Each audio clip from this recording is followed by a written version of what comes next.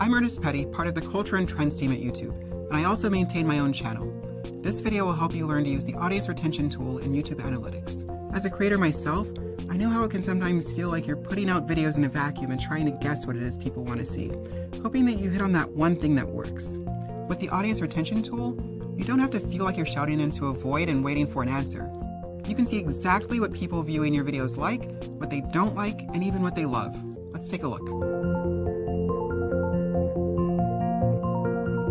When you arrive at audience retention in Analytics, the first thing you see is the average view duration and average percentage viewed for your channel. To look at specific videos, you can click on Video under the graph and click on the video that you want to analyze, or you can use the search bar. So this is a video that we did about shareability on YouTube. Now, you can see here that the video has an average view duration of 2 minutes and 49 seconds, and 65% is the average percentage viewed. That's well above our average percentage, so that's not bad. There are two tabs here. The first is Absolute Audience Retention, which shows you how long people are watching your video. The second is Relative Audience Retention. You can use it to help you understand how the retention you see in the absolute chart compares to other videos that are the same length. For this video, we're just going to focus on Absolute Audience Retention.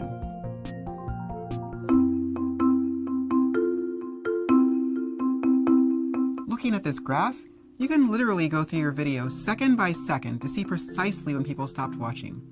For this video, you can see a steep decline at the beginning and another sharp drop-off at about 4 minutes. If you click on these drop-offs, it will take you to the moment in the video where the drop-off has happened. Whenever you see an uptick, it's because people are rewatching that portion of the video, or they're being directed to that moment. There's more stuff to play around with in the tool, but these are really the most important when it comes to understanding what your audience is responding to. Hopefully, by this point, you're starting to get a good feel for how useful the audience retention tool can be. Now I want to show you all the cool stuff it's telling you about your videos and how to use that information to improve them. Put simply, this tool is essentially instant feedback. It's telling you all sorts of vital information about your video, and in order to increase watch time for your videos, all you have to do is listen. We'll use the video we were just looking at as an example. With this video, we lost 18% of our viewers by the 13-second mark. That's a lot of people who never got to the good stuff. This is a good indication that maybe we don't need 13 seconds of introduction, and we can experiment with eliminating that in our next video. At 4 minutes and 5 seconds, we see the second steep decline. Navigating to that point in the timeline, we can see that this is the end card, so there's really no more content for people to consume here. We can try to do more to keep people engaged through the end card, or we might decide that no further action is needed. Right here, at 1 minute and 7 seconds, I see there's been an uptick from people rewinding or sharing my video at this point. When I click on it, I see that people were rewinding because of this graphic. That tells me that my audience liked that, and to me that means I should be putting more graphics and easy-to-consume information on the screen.